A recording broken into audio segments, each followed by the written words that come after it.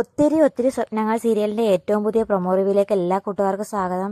രാഹുലും വർഷയും കൂടി സ്നേഹത്തിലാണെന്ന് തെറ്റിദ്ധരിക്കുന്ന ശിവനന്ദയും വസുന്ധരയും എങ്ങനെയെങ്കിലും വിക്രമനെ പരാജയപ്പെടുത്താൻ രാഹുലിനെയും വർഷയും തങ്ങളീ വിവാഹം കഴിപ്പിക്കുമെന്ന് ഉറച്ച തീരുമാനമെടുക്കുന്നു. ഇതറിയുന്ന രാജ്കുമാർ ആണെങ്കിൽ എങ്ങനെയെങ്കിലും വസുന്ധര ഇതിൽ നിന്ന് പിന്മാറ്റാൻ ആവുന്ന ശ്രമിച്ചിട്ടും വസുന്ധര ഒരു ഇഞ്ച് പോലും മാറുന്നില്ലെന്ന് കണ്ടു കഴിഞ്ഞപ്പം രാജ്കുമാർ ഒരു പുതിയ അടവെടുക്കുന്നുണ്ട്.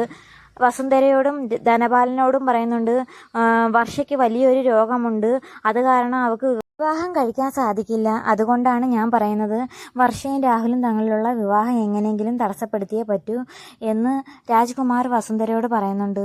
മാത്രമല്ല, വർഷ എൻ്റെ ഏറ്റവും അടുത്ത കുട്ടിയായതുകൊണ്ട് എനിക്ക് മാത്രമേ ഈ സത്യങ്ങളെല്ലാം അറിയാവൂ. അതുകൊണ്ടാണ് ഈ വിവാഹം വേണ്ടെന്ന് ഞാൻ പറയുന്നതെന്ന് രാജ്കുമാർ പറയുന്നത് കേൾക്കുമ്പോൾ പെട്ടെന്ന് വസുന്ധര പൊട്ടിക്കരയുന്നുണ്ട്. എന്നാലും എൻ്റെ വർഷയ്ക്ക് ഇത്ര ചെറുപ്രായത്തിൽ തന്നെ ഇങ്ങനൊരു അസുഖം വന്നല്ലോ എന്നും പറഞ്ഞുകൊണ്ട് വസുന്ധര പൊട്ടിക്കരയുന്നുണ്ട്.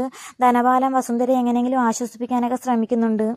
ഈ സമയത്താണെങ്കിൽ വീട്ടിലെത്തിയ ശിവനന്ദയോടും അഭിരാമിയോടും അഞ്ജു നല്ല ദേഷ്യത്തിൽ പറയുന്നുണ്ട്. വർഷയുടെ വിവാഹം ഉറപ്പിക്കാൻ നിങ്ങൾ ആരാണെന്ന് ചോദിച്ചുകൊണ്ട് നന്നായിട്ട് ദേഷ്യപ്പെടുന്നുണ്ട്. അന്നേരം ശിവനന്ദ പറയുന്നുണ്ട്, അമ്പനാട്ട് തറവാട്ടിൽ ഇത്തിരിയെങ്കിലും ഭേദം രാഹുലേട്ടൻ മാത്രമാണ്. രാഹുലേട്ടനും വർഷയും തങ്ങളിൽ സ്നേഹത്തിലാണെങ്കിൽ എങ്ങനെയോ ആ വിവാഹം നടത്തുമെന്ന് ശിവനന്ദ അഞ്ജുവിനോടും പറയുന്നുണ്ട്. അത് കേൾക്കുന്ന അഞ്ജുവിന് ഒരു കാര്യം മനസ്സിലാവുന്നുണ്ട്, എല്ലാവരും വർഷയെ നല്ലതുപോലെ തെറ്റിദ്ധരിച്ചിരിക്കുകയാണ്. ഇനിയെങ്കിലും ഇത് തുറന്നു പറഞ്ഞില്ലെങ്കിൽ വർഷയുടെ ജീവനും ആപത്താവും, അത് കൂടുതൽ പ്രശ്നത്തിലേക്ക് കാരണമാവുമെന്ന് അഞ്ജു ചിന്തിക്കുകയും പിറ്റേന്ന് തന്നെ അഞ്ജു വർഷയോട് പറയുന്നുണ്ട്, ഞാൻ എല്ലാ സത്യങ്ങളും എല്ലാവരോടും തുറന്നു പറയാൻ പോവുകയാണ്, ഇനിയെങ്കിലും പറഞ്ഞില്ലെങ്കിൽ ശരിയാവില്ലെന്ന് അഞ്ജു വർഷയോട് പറയുന്നത് വിവേക് ഒളിഞ്ഞു നിന്ന് കേൾക്കുന്നുണ്ട്.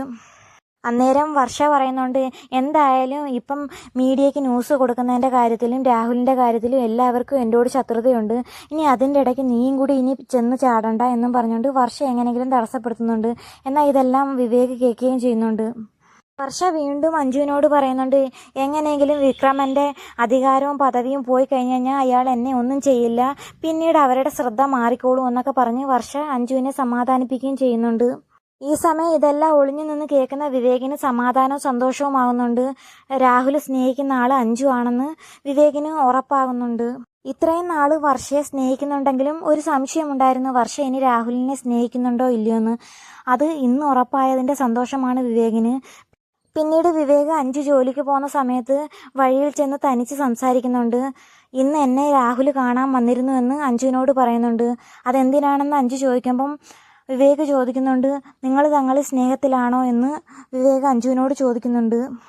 ഇത് വിവേക് എങ്ങനെ അറിഞ്ഞെന്ന് അഞ്ജു സംശയിക്കുകയും ചെയ്യുന്നുണ്ട്.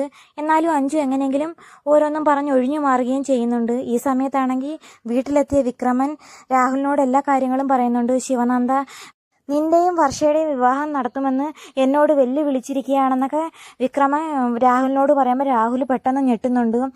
അന്നേരം രാഹുൽ പറയുന്നുണ്ട്, ഡാഡി ഇന്ന് അവിടെ പോയി പ്രശ്നങ്ങളൊന്നും ഉണ്ടാക്കണ്ടായിരുന്നു, ഞാനും വർഷയും സഹോദരങ്ങളെ പോലെയാണെന്നും പറഞ്ഞ് രാഹുൽ പിന്നെ അത് തന്നെ ആവർത്തിക്കുന്നുണ്ടെങ്കിലും വിക്രമനും ഹരിതയും അത് വിശ്വസിക്കുന്നില്ല.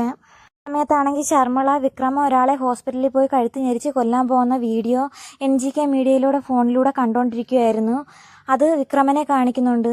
ഇനി വിക്രമൻ്റെ രാഷ്ട്രീയ ജീവിതം എങ്ങനെയായി തീരുമെന്ന്, ഇനി എന്തൊക്കെ സംഭവിക്കുമെന്നും കാത്തിരുന്ന് തന്നെ കാണാം. അപ്പോൾ വീഡിയോ ഇഷ്ടമായ ചാനൽ സബ്സ്ക്രൈബ് ചെയ്യാനും സപ്പോർട്ട് ചെയ്യാനും മറക്കല്ലേ കൂട്ടുകാരെ.